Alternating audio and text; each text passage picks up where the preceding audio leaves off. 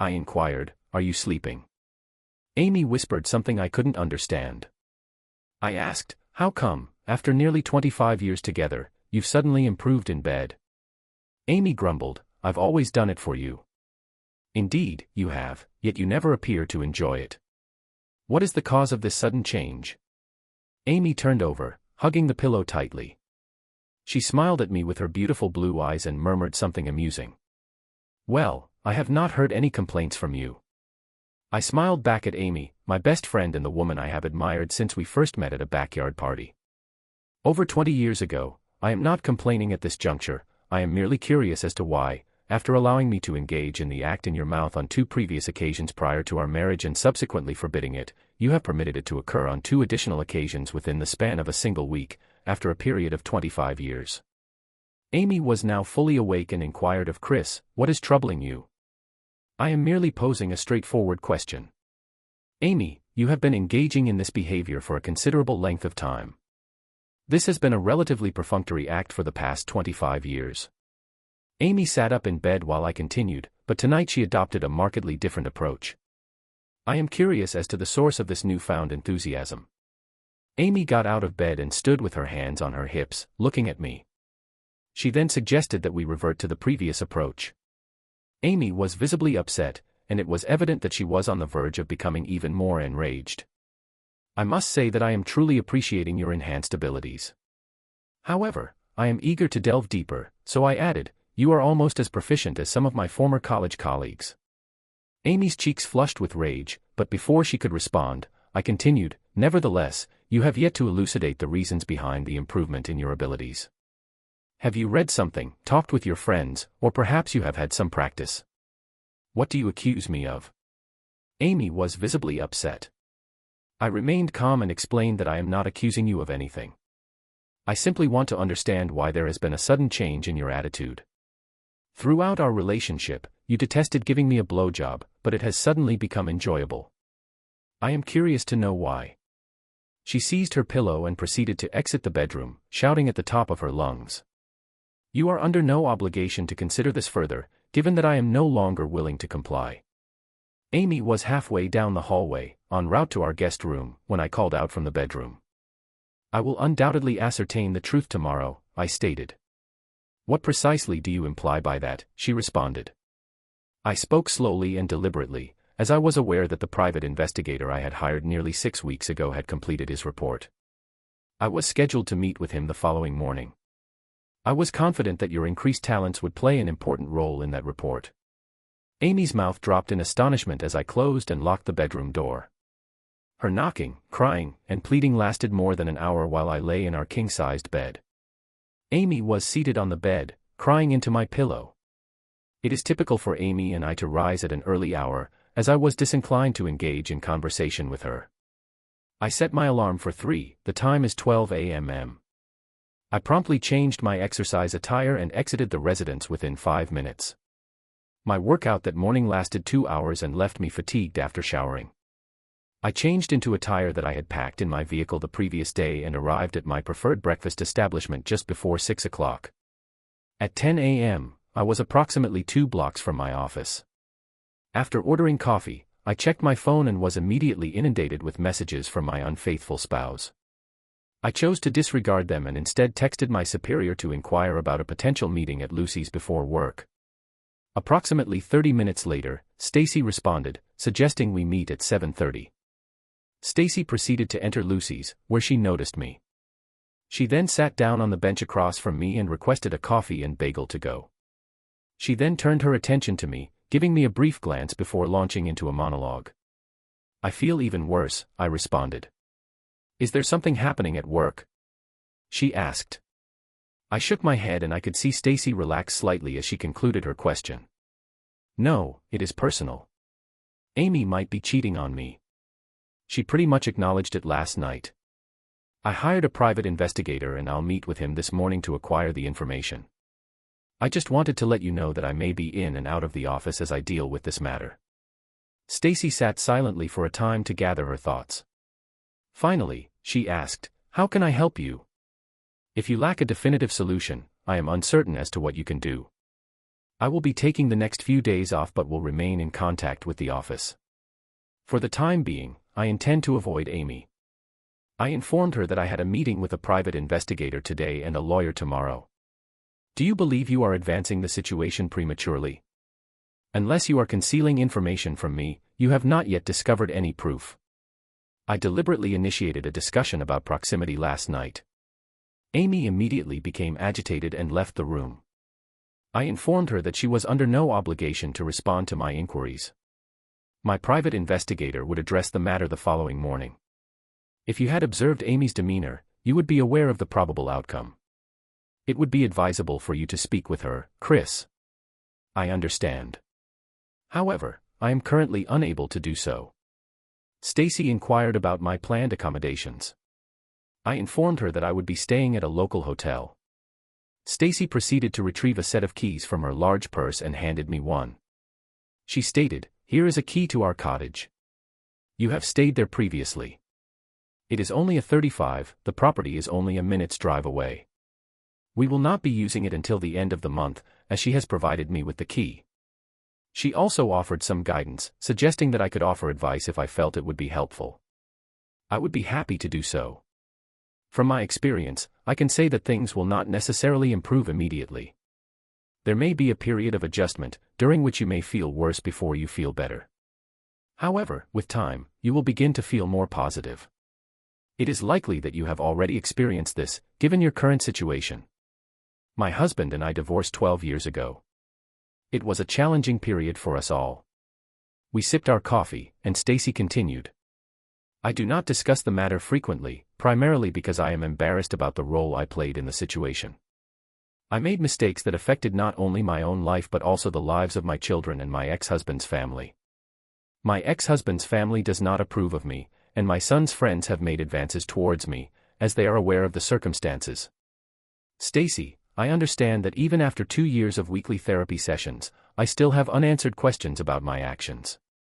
Instead of providing answers, we both reacted with a sense of sadness. Stacy proceeded to share more details of her experience. Tom had discovered her infidelity, which had resulted in him contracting an STD. I had unwittingly infected my husband and best friend with the same illness. I was rendered speechless, so Stacy continued. The situation deteriorated further. I became anxious and accused Tom of infecting me with the STD. It was widely known that I was the one who had been unfaithful. Why did you do it? Stacy gazed at the table as she confessed because she was able to do so, because she wanted to feel appealing again, because she wanted a secret, and because she relished illicit, anonymous, raw proximity. She elaborated that she would travel for work, exactly like I do, once or twice a year. She would meet someone interesting and invite them to her room. In retrospect, it seems rather foolish. We sat in silence until Stacy asked, "Have you ever been unfaithful?" "No," I replied, "I've never felt tempted." "Don't get me wrong," I continued, "I'm not perfect. I am adept at flirtation and aware that I am perceived as appealing by women. However, I have never considered betraying Amy." "Why do you believe that?" "It is simply who I am. My relationship with Amy has been conventional. She is not inclined to explore new experiences. Even a routine night with Amy is preferable to the most adventurous one-night stand from college. What led you to suspect otherwise?" "Amy and I have always had an active sexual life. Even after 25 years, we are close, and in recent weeks, Amy has become more forthcoming, more daring, and more confident. After a couple of months, I felt a growing sense of unease, so I hired a private investigator. I will soon receive the results of the investigation. I anticipate that Amy will call the office seeking information about you. How should we respond?" "I plan to take some time off and will not be back until next week." Stacy picked up our bill and left. He gave her a hug and advised her to remain resilient. He encouraged her to reach out if she required assistance. Our daughters, Julie and Kate, were both enrolled in their 3rd year at the University of Connecticut. Julie was born 9 months before Kate and advanced to the 4th grade, graduating high school together. Julie pursued a degree in electrical engineering, similar to my own, while Kate majored in chemistry with aspirations of pursuing a medical career. I was able to contact Kate earlier and inquired about her and Julie's experiences. to meet me later in the day without informing their mother until we conversed with their father. Their mother had been calling frequently, and it was evident that she was aware of our attempts to avoid her. I embraced Julie and kissed Kate's cheek, guiding them to a location that would facilitate a peaceful discussion. "You don't look so well, Dad," Julie observed. I chuckled, recalling that my supervisor had made a similar observation earlier. "I've heard that before." It was then Kate's turn to speak. "Please, Father, we are concerned about the situation." I had prepared a response, but when the moment arose, I was unable to articulate the words. Instead, the emotions I had been suppressing since the meeting with the private investigator emerged. Both women immediately stood and embraced me, offering comfort until I could regain my composure. "I regret to inform you that I intend to file for divorce from your mother. She has been engaged in an extended affair." I informed them that Julie had been engaged in a long-term affair with a colleague. I then asked my father if he had evidence of this. He replied in the affirmative, stating that he was confident in his ability to provide such evidence. Julie appeared stunned, and Kate began to cry. Julie then requested to see the proof. She stated that she was aware that her father would not lie, but that she needed to see the evidence sooner rather than later. I had selected one of the less objectionable images from the investigator's report to show them. This image depicted their mother and Mike together. Brooks was leaving a house that the real estate firm was selling. He was kissing Julie on the front porch as they gazed at the image together. Julie began, "Dad, sweetheart," I interrupted. "I have images, videos, texts, and emails. I won't show you any of it, but I've seen them. They're terrible." Both girls were now in tears. Kate asked, "Are you really going to divorce Mom?" At this point, I replied, "I don't see any other choice. I am aware that I have not been an ideal husband or father." I acknowledged this, dismissing their objections, and proceeded to explain that I have always striven to do right by my family. There have been instances where I have erred, but I have never done so intentionally. I have dedicated my entire being to this family, yet I feel that I have nothing more to offer. The girls listened attentively as I spoke, and I continued, stating that I still hold a great deal of affection for their mother, although it is not as strong as it was 6 weeks ago. Initially, I was skeptical, but I have since lost all trust in her. It is unfortunate that she has also lost respect for me. She has been demeaning and humiliating me in the worst ways, and she does not care. There was a brief silence, then Julie's phone rang. I told Julie not to answer it. Before I could say anything further, Julie grabbed the phone and, "I'm sorry, Mom, but we're currently preoccupied with supporting Dad, who is experiencing a profound emotional distress. If you require a listening ear, please do not hesitate to contact me." Amy's exuberant outbursts were audible as Julie terminated the call when the phone rang again. Immediately, Julie disconnected the call, and Katie did the same. "I am sorry for the unfortunate position you find yourself in, caught in the midst of this unfortunate situation. Your mother, despite her actions, still holds a maternal affection for you. It is imperative to recognize this and navigate the complexities of your relationship with her. It is important to maintain a respectful relationship with your mother, despite the difficulties you are facing." As the girls began to object, I raised my hand. "I am not asking you to forgive her for her actions or the damage she has caused. However, we must find a way to move forward." I looked at each of them and said, "She is your mother, with her own flaws, just as you must accept me after leaving the Yukon campus." I proceeded to a local eatery for a repast of hamburgers and a refreshing craft beer. I then returned to my parents' residence. I seldom visited unannounced, so as I sat in their driveway, I gathered my thoughts. I observed the front door of my parents' residence open, and my father emerged onto the front stoop, followed by my mother. They observed me from a distance while I sat in my vehicle. I gathered my strength and proceeded to approach them. My father and I met midway, and he pulled me into a strong embrace. I was engulfed in a strong bear hug, and I was overcome with emotion. I wept onto my father's shoulder, without shame. My mother and I were uncertain of the situation, but the urgent calls from Amy indicated that something was amiss. We had anticipated your arrival that evening. After I disclosed Amy's romantic involvement with her colleague to my parents, my mother inquired whether counseling could assist you in navigating this challenge. She was consistently optimistic. She regards Amy as if she were her own daughter. Tears welled up in her eyes as I shook my head and responded, I do not wish to see a therapist. I have treated Amy and the girls as if they were queens. I did not do anything wrong and do not deserve how cruelly Amy has treated me. However, you have had many good years together, and I acknowledge your perspective. Mom, we have had a lovely life until Amy and Amy alone shattered it. This is not a one-time event. An error has occurred. The time is incorrect. The situation can be described as a failed marriage between two individuals who were primarily concerned with their own needs and desires. It appeared that the mother was seeking an alternative solution to the problem. When I inquired as to why she would want me to endure living with a dishonest and unfaithful person, she seemed taken aback. While I am not without flaws, I believe I have a right to expect better than to be in a relationship with someone who is unfaithful.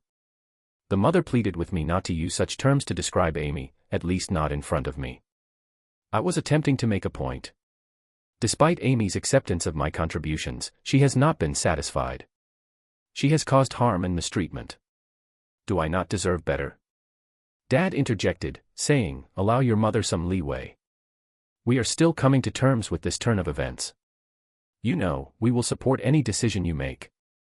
After a moment, Dad said, "And if possible, we would like to maintain contact with Amy and her family."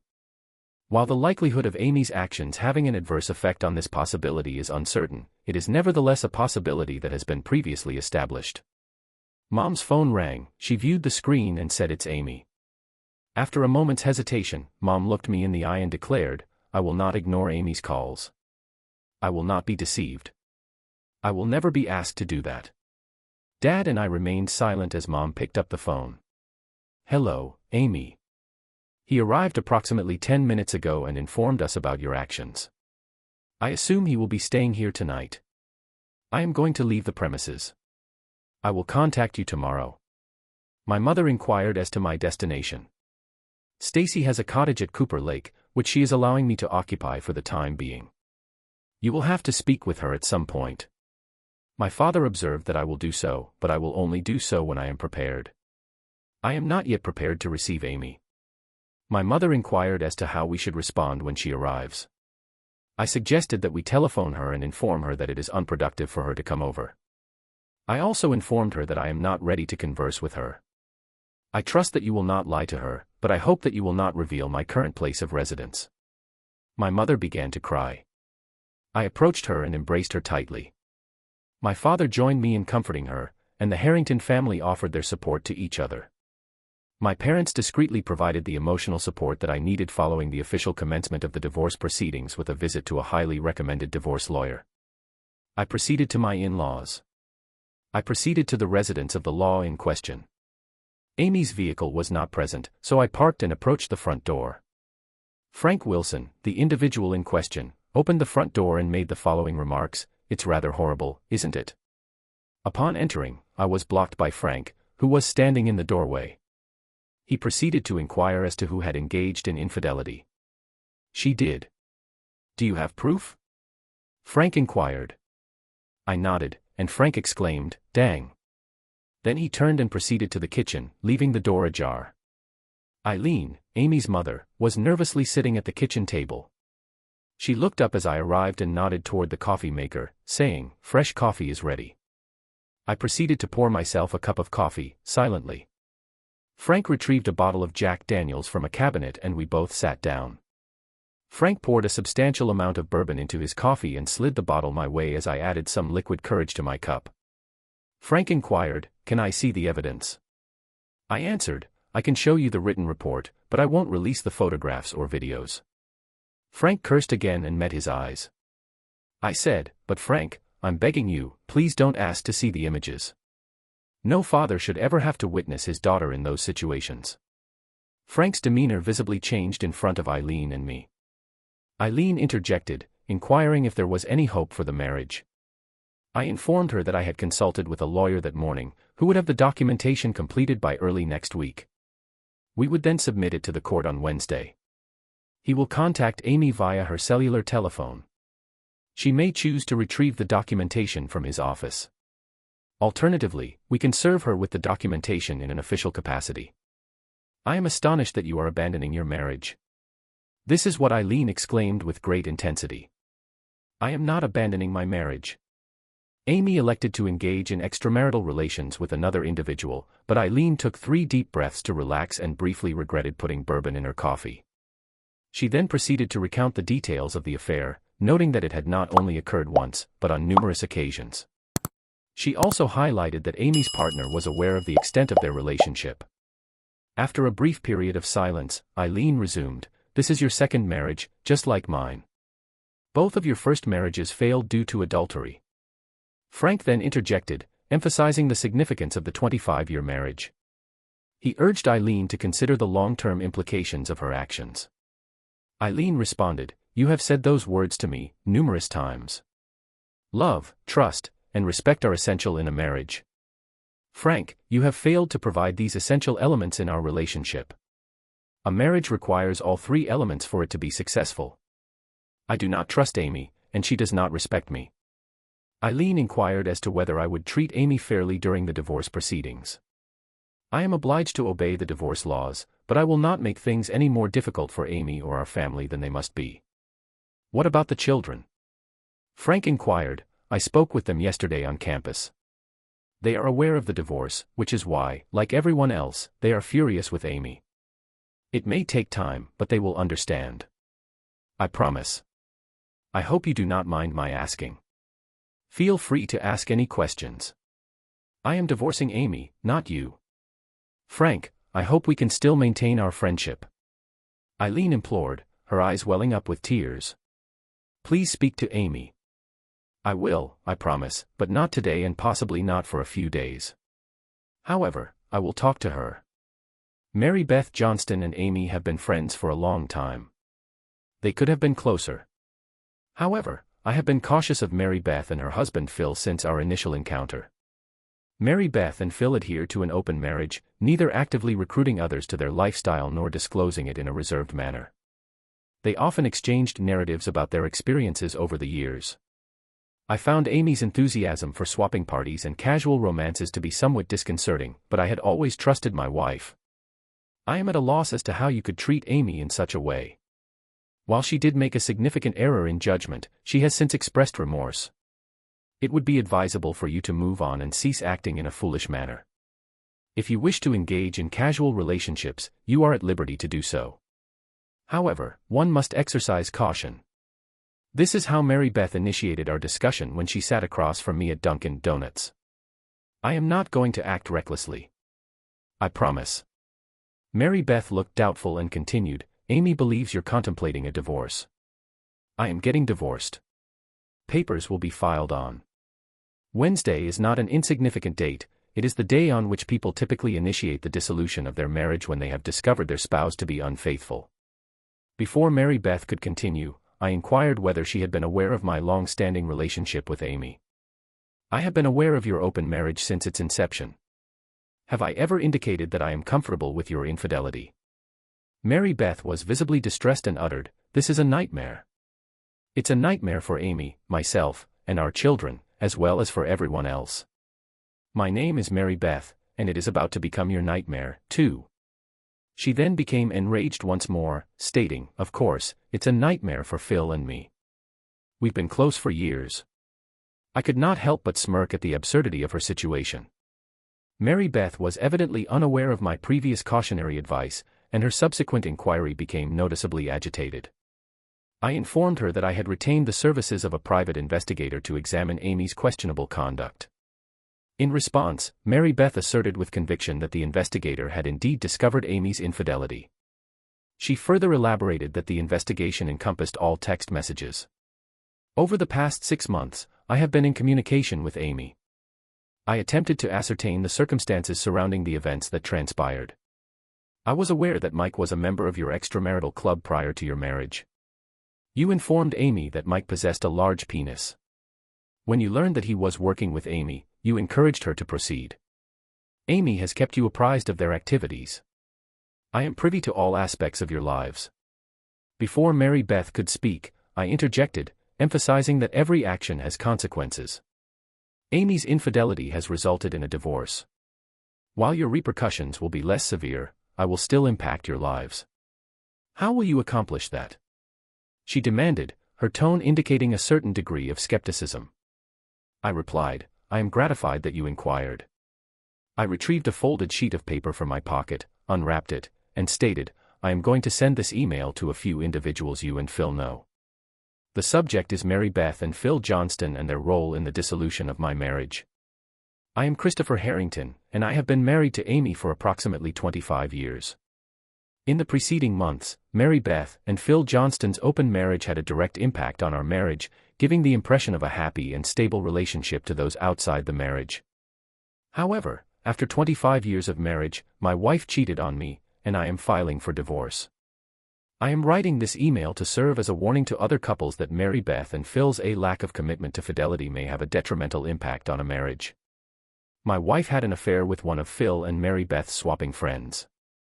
Mary Beth supported the affair and promised my wife Amy she'd never forget it. Mary Beth's prediction proved accurate. My wife will never forget her affair, which resulted in the breakdown of our marriage.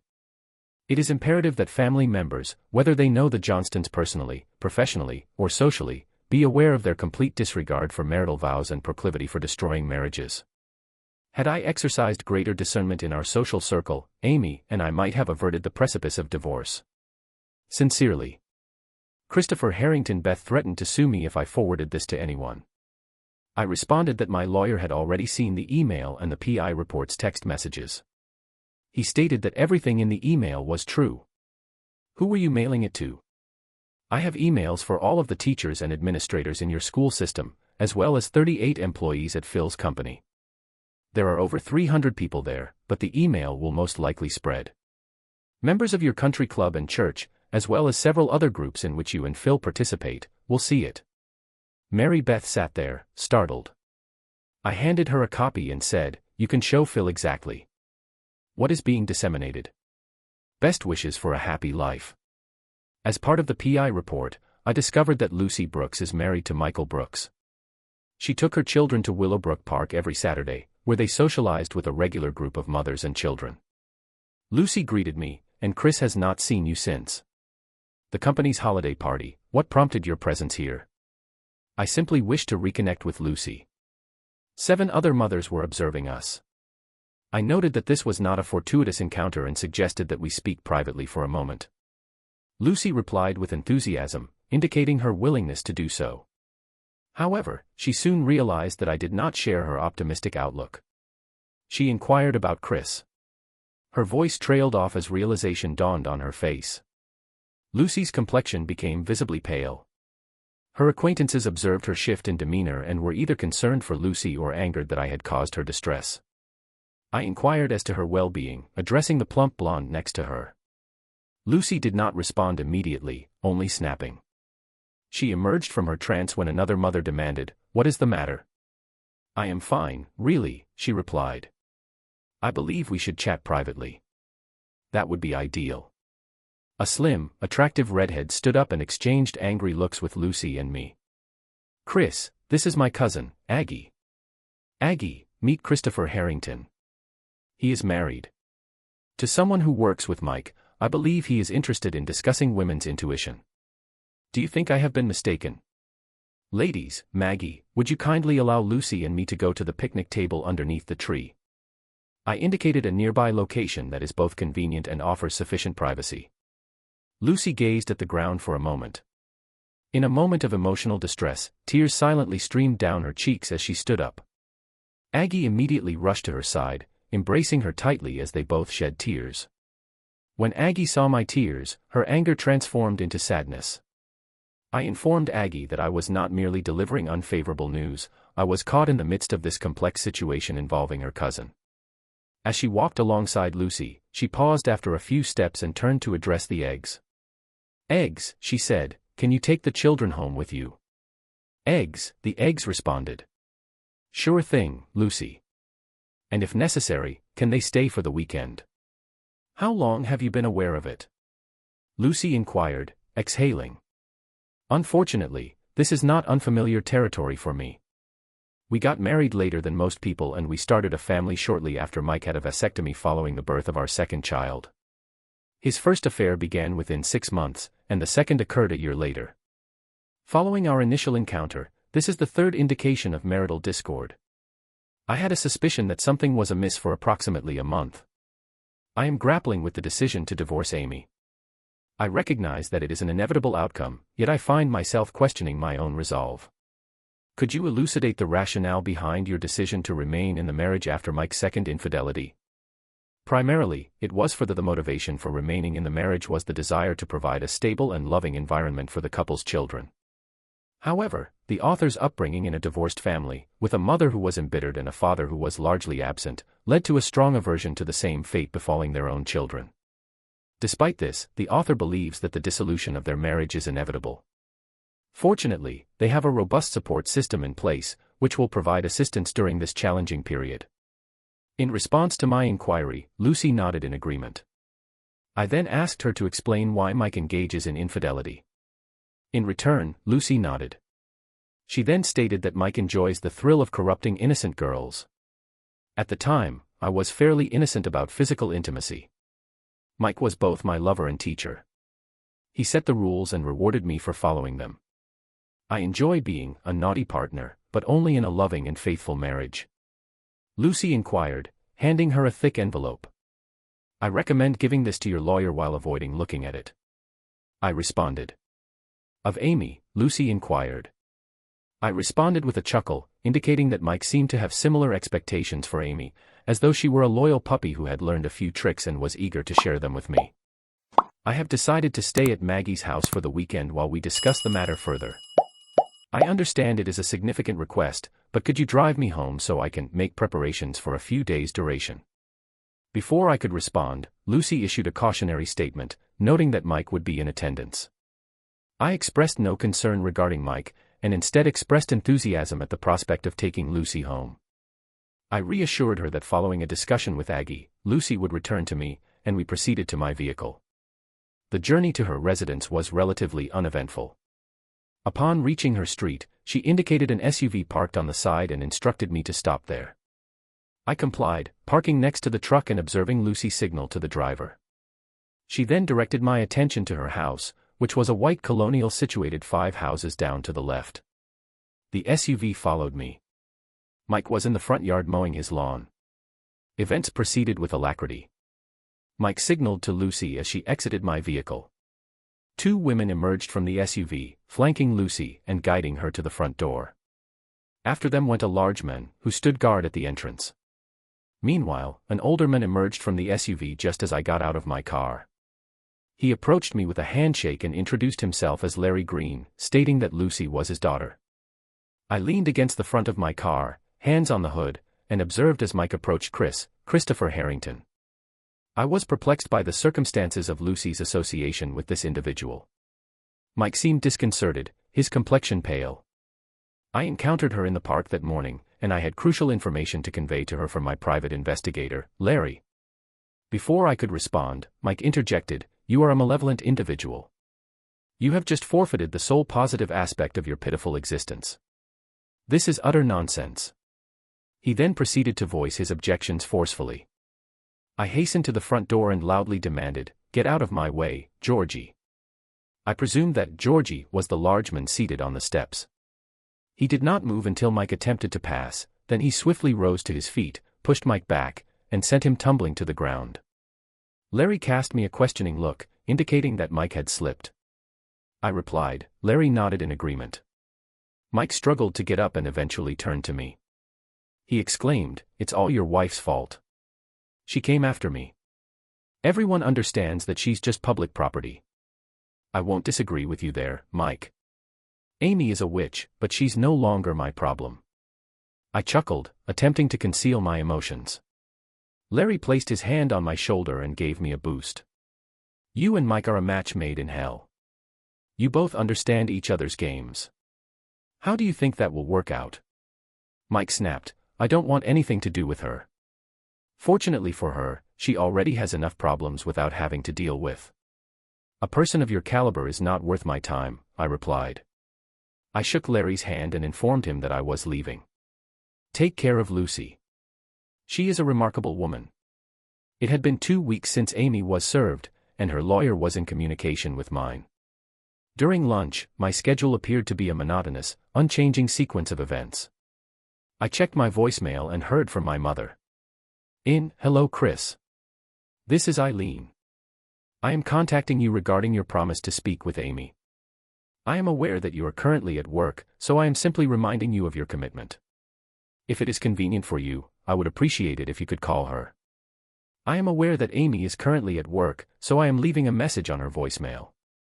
I am staying with Stacy's family at their lake house. If she is available, I would like to suggest that we meet for lunch on Saturday. I will prepare sandwiches. We can discuss the matter further then. I suggest that we meet at the backyard picnic table at noon on Saturday. Thank you for your consideration. I believe that this lunch setup is quite impressive. Thank you, Amy said as she sat across from me at the picnic table by the lake. Even without her usual radiant appearance, Amy still looked good after all these years. Thank you for making the drive, I replied. Amy looked around and said, "It's so peaceful here. I initially considered moving into a downtown condo near the office, but I've recently been looking at lakefront properties in the area." I made an unintended comment that struck Amy hard, and I could see the devastation in her eyes. Right away, Amy, I began, but she cut me off with a wave of her hand. Tears welled up as she spoke. There is no need to apologize. I am just being oversensitive. Look away from the table, she continued. I am really scared, she said, her words hanging heavily in the air as she gathered herself. I have been scared before, multiple times. I have faced work challenges and the daunting task of raising our beautiful daughters. They have all terrified me, but you were always by my side. We were a team, and I knew we could accomplish anything, she reflected, smiling. I concurred, noting that we had indeed performed well. We proceeded to enjoy a tranquil interlude while consuming our lunches. I replenished Amy's wine glass and poured myself another beer. I have commenced psychotherapy. Amy exhaled, her shoulders visibly sagging. Shrinking is not a fair process, she lamented. Dr. Pooper has been invaluable in guiding me through the dissolution of our marriage and determining my subsequent actions. I am gratified to hear this, Amy. I am hopeful that this will assist you in achieving the closure you seek. I responded, I have repeatedly advised myself against inquiring about reconciliation. This is a sentiment that is widely espoused. Is it feasible to inquire as to the possibility of your forgiveness and a subsequent attempt at reconciliation? Amy's voice exhibited a tremulous quality suggestive of hope. I took a deep breath and consumed a sip of beer. Amy, I have been grappling with the notion of forgiveness since our agreement to meet today. I have resolved to endeavor towards it. After a period of contemplation, I acknowledged that it would be a process. I am uncertain as to its feasibility, but I am prepared to give it a try. However, it is essential to clarify that if I were to forgive you, it would. It is not for your sake, but for the girls, our family, and myself. I finished the rest of my beer and added, we'll still be in each other's lives, so I don't want to carry any grudges. However, Amy, the divorce will proceed, and we will not reconcile. Amy cried and nodded, indicating her understanding. She inquired, can I reach out if I need help or someone to talk to? Despite my desire to shout, I remained calm. I grabbed another beer from the cooler and filled my glass. I proposed, after gathering my thoughts, how regarding a compromise until the divorce is finalized, let us handle this through our lawyers. After that, I will be available for your calls, except in emergencies. 7 months later, we finalized our divorce. It was my first night in my new lakeside home, and I was sitting on the back deck, debating whether to open a couple of high-alcohol craft beers from the cooler or dive right into the bourbon on the table in front of me. My phone buzzed, and I saw Amy's name. I responded with a greeting. Hello, Amy. She was despondent.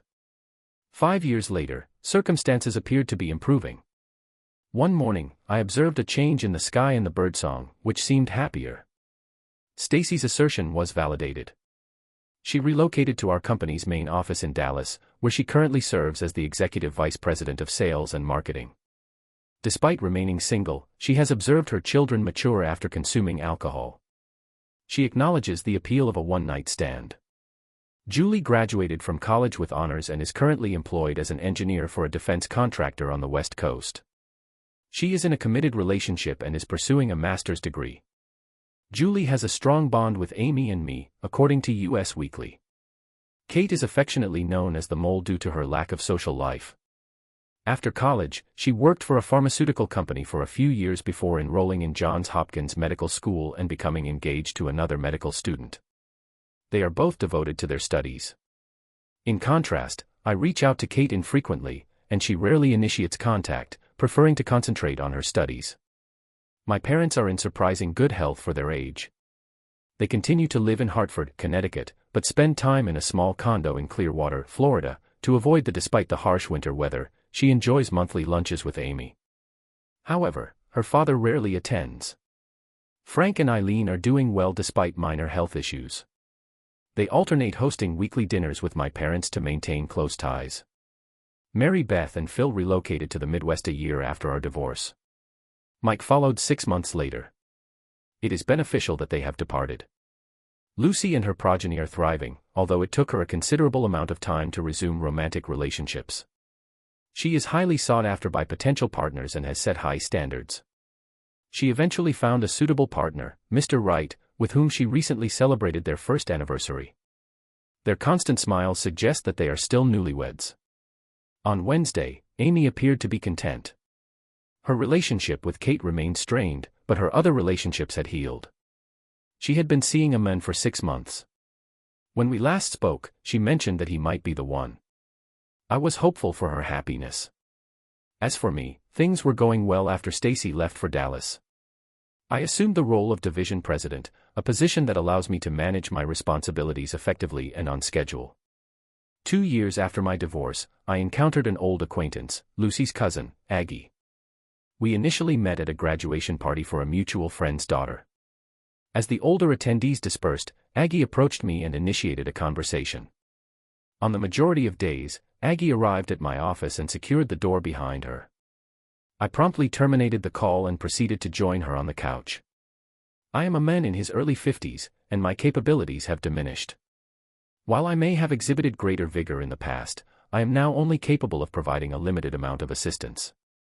Regrettably, the days of intense passion are behind me. Fortunately, Aggie does not appear to mind. I am grateful for your attention in hearing today's story. If you found this article engaging, I would appreciate your support in the form of a like and subscription. If you have a story to share about your or another person's situation, I encourage you to contact me.